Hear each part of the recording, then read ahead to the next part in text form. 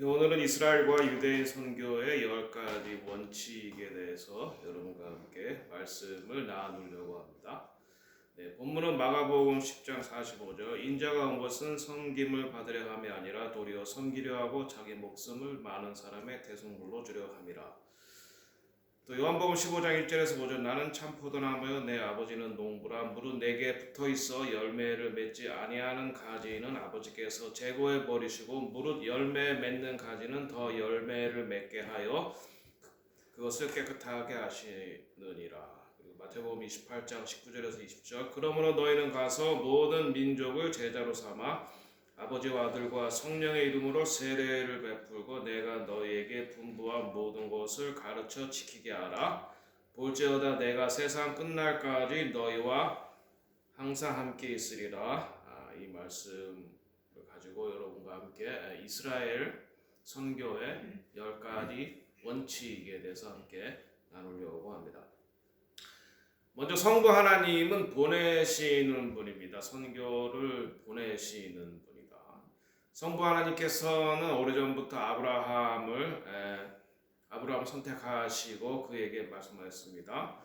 너는 너의 본토 친척 아비 집을 떠나 내가 내게 지시할 땅으로 가라. 내가 너로 큰 민족을 이루고 내게 복을 주어 내 이름을 창대케 하리니 너는 복의 근원이 될지라. 하나님은 먼저 아브라함을 선택하시고 그의 후손으로 언약의 백성 이스라엘을 만드셨습니다. 보내시는 선교의 시작이죠. 언약의 백성 이스라엘을 통해서 하나님께서는 모든 열방을 구원하시기 원하셨던 것입니다. 또한 이사야서에 보면 내가 또 너 이스라엘로 이방의 빛을 삼아 나의 구원을 베풀어서 땅 끝까지 이르게 하리라. 그래서 이스라엘을 통하여서 열방을 구원하기 원하시는 것이 하나님의 뜻이다는 것을 알 수 있습니다. 그래서 구약에서도 이미 요나를 통해서 하나님께서 이방인을 구원하려고 하시는 것을 볼 수 있습니다. 요나를 보내십니다. 파송하는데.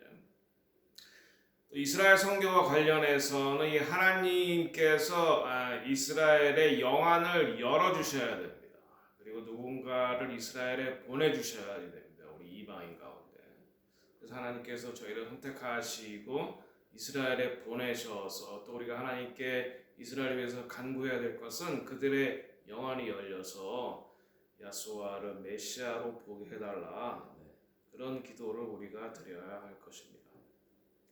그 다음에 두 번째, 성자 예수님께서는 하나님의 뜻을 받들어서 이 땅에 오셨습니다. 그러나 예수님께서 말씀하신 것이 열매 맺지 않은 나무는 찍어서 불에 던진다.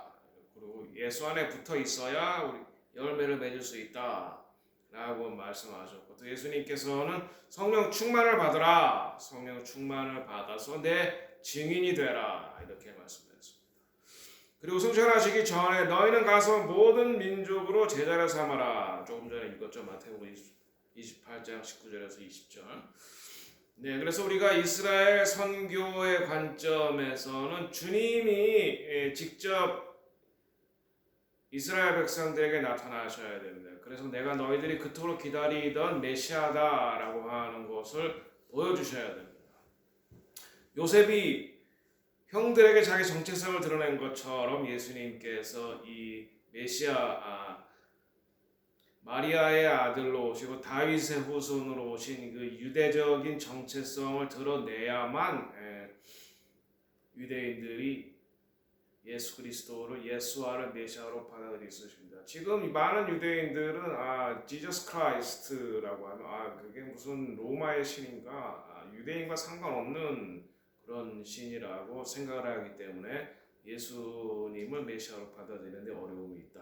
그래서 주님이 직접 당신의 백성들에게 유대인의 모습으로 나타나시기를 우리가 간구해야 된다. 그 다음에 보혜사 성령님도 이 선교를 수행하시는데 오순절날 성령의 강림함으로 그들이 능력을 받아서 이방인에게 복음을 전하기 시작을 했습니다. 그리고 성령의 열매를 맺으라. 갈라디아서 5장 22절에서 23절 여러분 다 잘 아시듯이 사랑과 희락과 화평과 오래 참음 인내 자비 양성 충성 온유 인내 절제 이와 같은 성령의 열매가 있어야지 우리가 예수 그리스도를 유대인들에게 증거할 수 있습니다. 자, 그래서 역사적으로는 1727년 이 모라비안 공동체 오순절을 통해서 모라비안 공동체가 1727년 8월 13일에 그들이 모여서 기도 예수의 십자가의 보혈을 선포하고 성만찬하는 중에 성령이 임해서 그들이 세계에 복음을 전하기 시작하는데 먼저는 유대인에게 복음을 전하기 시작했습니다. 네, 그래서 이 모라비안 공동체가 최초로 성령을 받아서 유대인에게 복음을 전하고 완유맨 공동체를 이룬 그런 사람인데 성령께서 이 선교를 수행하게 했습니다.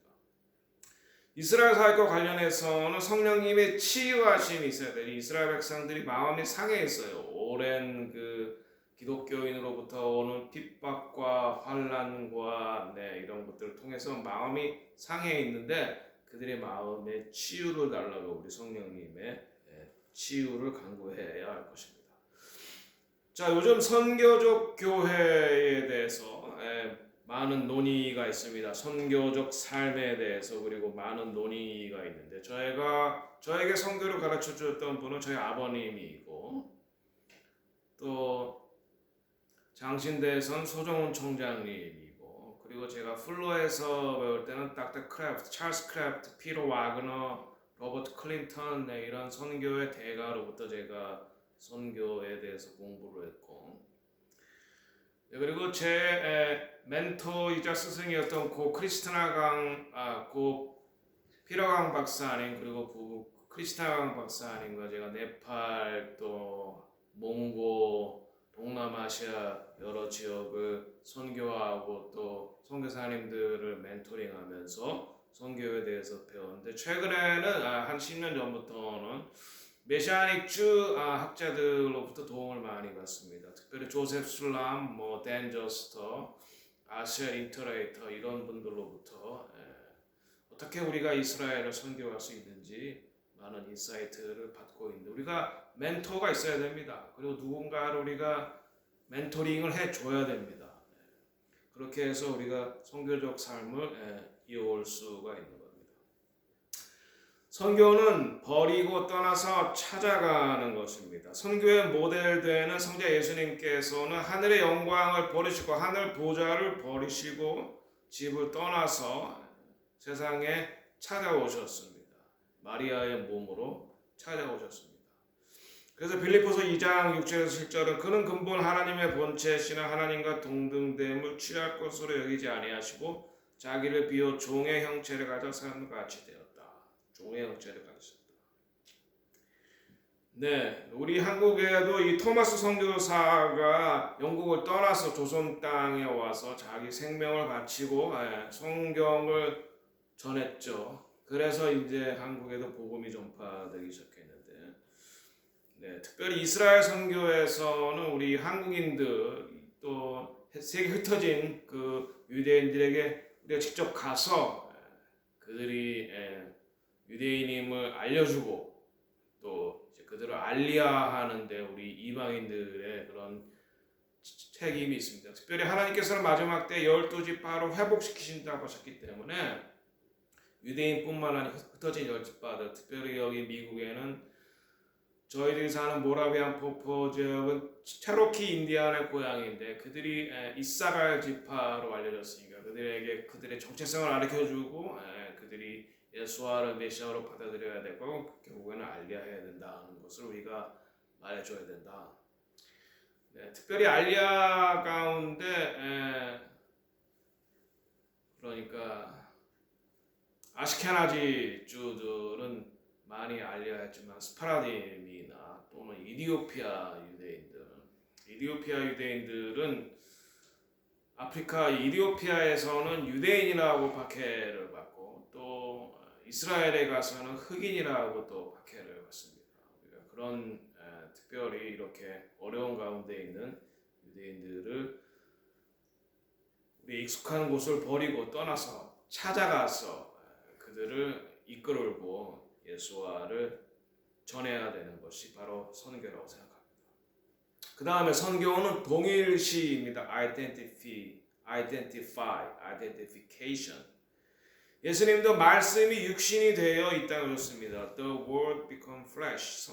성경은 동일시, 떠나는 것뿐만 아니라 이것을 예수님께서는 incarnation, 성육신이라고 합니다. 성육신. 우리 한국에도 우리 선영원 목사님은 나병 환자가 아님에도 나병 환자를 섬기셨죠. 그러면서 본인이 나병에 걸리기를 원하셨습니다. 왜? 그들과 동일시 되기 원했기 때문이죠. 우리가 선교사들이 저지를 수 있는 실수 중에 하나가 자기 자신을 그들보다 더 우월하다라고 생각하는 거예요. 과거에 이제 백인 선교사들이 아시아 한국에 와서 조선인들의 그 미개함, 지저분함 뭐 이런 것들을 굉장히 무시했었던 역사가 있는데 그 중에 한 사람이 이 1903년 원산 부흥의 주역으로 쓰였던 로버트 하디라는 선교사입니다. 이분은 의사였습니다. 그래서 의사하고 백인이니까 굉장히 백인 우월주의도 자기가 의사라고 하는 엘리트 의식도 있었고 그래서 조선 사람들을 굉장히 좀 무시했다. 그래서 사역에 열매가 없었습니다. 그러나 그가 회개하고 성령을 받은 뒤에 자기가 백인 우월주의 또 의사로서 엘리트주의에 있던 걸 회개하고 이게 그래서 원산 대부흥운동이 있었고 그래서 그 이후로는 이제 더 많은 열매들이 맺혔다. 그래서 우리가 선교지 사람들과 동일시 아는 척하지 말고 잘난 척하지 마라. 제 멘토였던 이제 서정훈 교수님이 말씀해 주신 것이었습니다. 선교지에 가서 괜히 아는 척하고 뭐 더 나은 척하고 잘난 척하고 그러면 결코 열매가 맺을 수 없다. 그리고 이 동일시 유대인 선교에서는 유대인들은 나치 히틀러를 비롯한 기독교인들에게 박해를 받았다고 생각합니다. 그들은 나치 히틀러 안에 물론 기독교인이 있었겠지만 기독교인으로부터 박해를 받았다고 생각하기 때문에 그것에 대해서 우리가 먼저 동일시 회개를 해줘야 됩니다. 그리스도인으로서 당신의 조상들을 박해했던 거 사과드립니다. 이렇게 진솔한 사과가 그들의 마음의 상처와 아픔을 치유하는 역사가 있고 그렇게 동일시 회개만 해도 야수아를 메시아로 받아들이는 예수에 대해서 한마디 안 해도 야수아를 메시아로 받아들이는 그러한 일들이 생깁니다. 그 다음에는 그들과 함께 거하는 것입니다. 선교의 모델 되신 성자 예수님께서는 본래 하늘 보좌를 버리시고 이 땅에 와셔서 우리와 함께 하시기를 원하신다는 것입니다. 하나님도 우리 가운데 거하기를 원하신다. 초막절이 바로 그런 거죠. 하나님께서 우리와 함께 거하시기를 원하신다. 네, 언더우드 선교사의 4대가 한국에서 같이 먹고 자고 살면서 한국인들을 섬겼죠. 병원을 짓고 학교를 짓고 이제 4대 만에 이제는 떠났다 그래요. 다시 미국으로.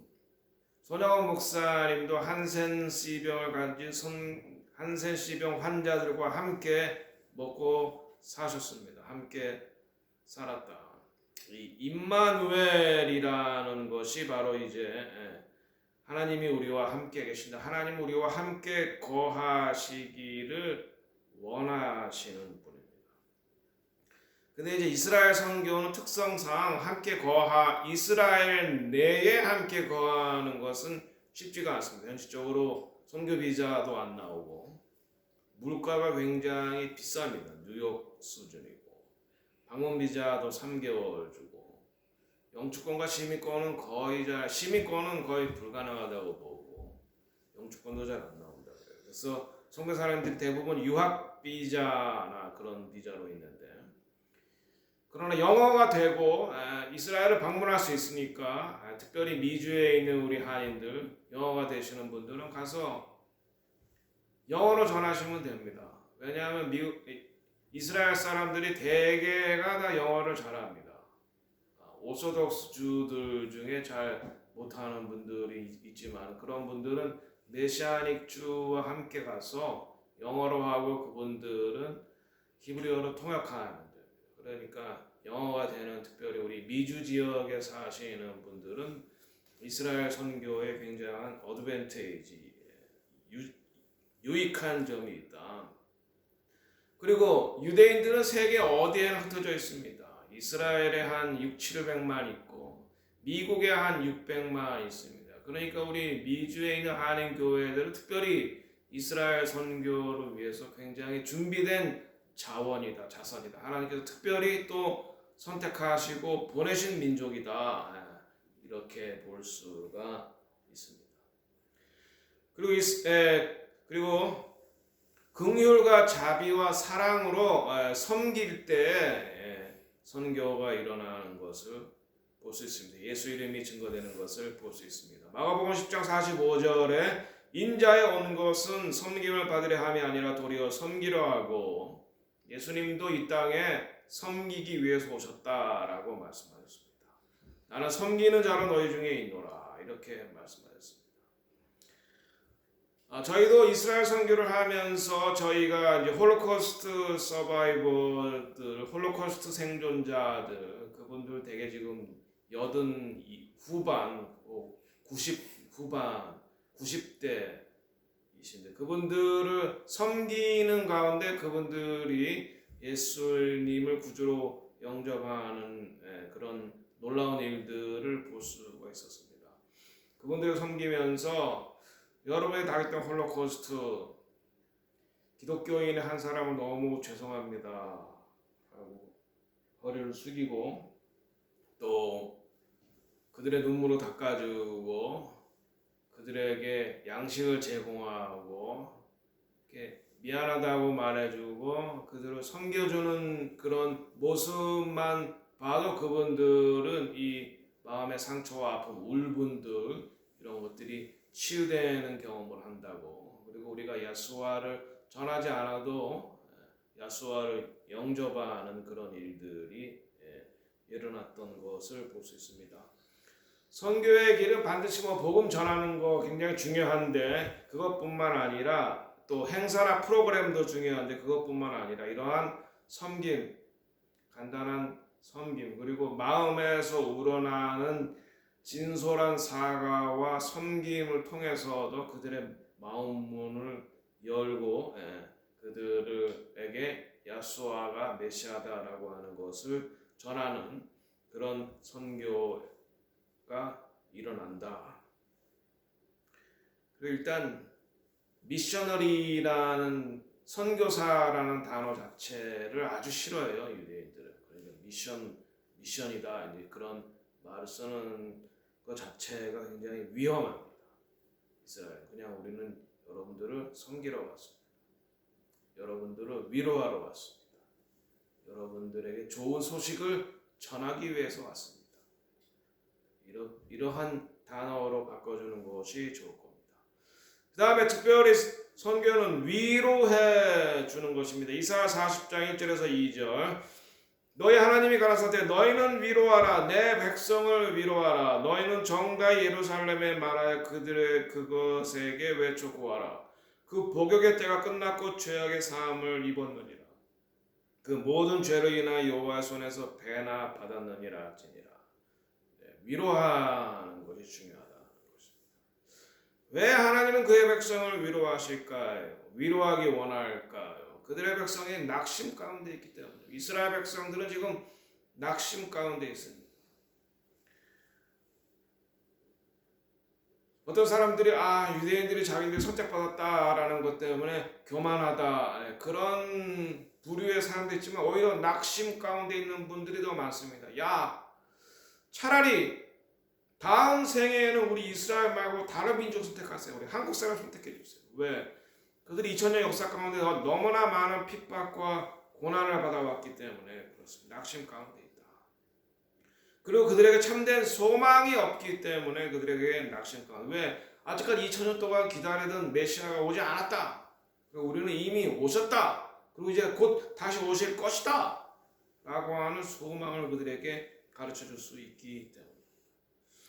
또한 많은 유대인들이 여전히 위로를 누리지 못하기 때문입니다. 그들 가운데는 알다시피 이스라엘의 테러가 있죠. 또 이란은 원자탄, 핵폭탄을 만들어서 이스라엘을 멸망시키려고 그러죠. 모든 세계 곳곳에서 일어나는 이런 반유대주의, 안티세미티즘 때문에 여전히 위로를 누리지 못하기 때문에 우리가 가서 이제 위로의 때가 왔다라고 선포해 주는 거, 그들을 위로해 주는 거 중요합니다. 그래서 해년마다 초막절 되면은 이제 이스라엘 크리스찬들이 모이잖아요. 수천 명에서 많게는 수만 명까지 모여서 그럼 우리가 당신과 함께 합니다. 우리가 당신과 함께 할 것입니다. 이러한 선포만 해줘도 그들이 굉장히 많이 위로를 받는다는 그런 말을 많이 한 것을 볼 수 있습니다. 그들을 위로해 주는 것, 그들과 함께할 어려움을 함께할 수 있는 사람들이 있다. 누군가가 나를 위로해 준다. 굉장히 희망적인 거죠. 선교는 그래서 이스라엘 선교도 특별히 그렇지만 위로해 주는 것입니다. 그 다음에 화해와 평화, 하나됨의 복음을 전파하는 것입니다. 성자 예수 그리스도께서는 십자가에서 피 흘리고 우리에게 살을 주신 것은 새 언약으로 들어가는데 예수의 보혈로 유대인과 이방인이 차별 없이 하나님의 언약의 백성이 된 것입니다. 네, 그래서 에베소서 2장에서는 그는 우리의 화평이신지라 둘로 하나를 만드사 중간에 막힌 담을 허시고 원수된 것 곧 의문에 속한 계명의 율법을 자기 육체로 폐하셨으니 이는 둘로 자기 안에서 한 세 사람을 지어 예수님의 십자가 사건, 예수의 보혈로 유대인이나 이방인이나 구별 없이 차별 없이 새로운 언약의 백성이 되게 하셔서 하나 되게 하셨다. One new man, 한 세 사람이 되게 하셨다. 그래서 화목하게 하셨다. 이 복음을 유대인들에게 전해야 된다. 네, 그래서 이제 2013년인가요? 그때부터 시작된 이제 샬롬 예루살렘. 그래서 2017년에는 예루살렘에서 했죠. 그 한 세 사람 유대인과 이방인이 하나 될 수 있는 어떻게 하나 될 수 있는가 그 모범을 보여줬죠. 그래서 하나님께서 여기 모라비안 폭포에 특별히 one new man 한 세 사람 기도의 집을 세워라 라고 하는 말씀을 듣고 네, 제가 이 모라비안 폭포에서 한 세 사람 기도의 집 one new man prayer house 특별하게 모라비안이 여기 와서 유대인에게 복음을 전할 뿐만 아니라 24시간 주 7일 중보기도 할 뿐만 아니라 이사갈 지파 유대인들하고 one new man을 이루었던 바로 이 지역에서 하나님께서는 우리에게 평화의 복음뿐만 아니라 유대인과 이방인이 예수 안에서 하나 된 복음을 전해야 된다는 것을 말씀하고 계십니다. 그 다음에 마지막으로 선교는 재물이 되는 삶과 재물이 되는 죽음을 하는 것입니다. 예수님께서는 이 땅에 오셔서 선지자로 오셨죠. 말씀을 선포하시고 또 이미 선포된 말씀, 구약 성경을 올바로 해석해 주시고 그리고 대제사장으로 죽으셨습니다. 우리의 죄를 대속하기 위해서. 그리고 지금 다시 오실 때는 왕 중의 왕으로 오십니다. 예수님의 이 땅의 삶은 재물이 되는 삶과 재물이 되는 죽음이었습니다. 그리고 다시 오실 때 왕 중의 왕, 만왕의 왕으로 오시는 것입니다.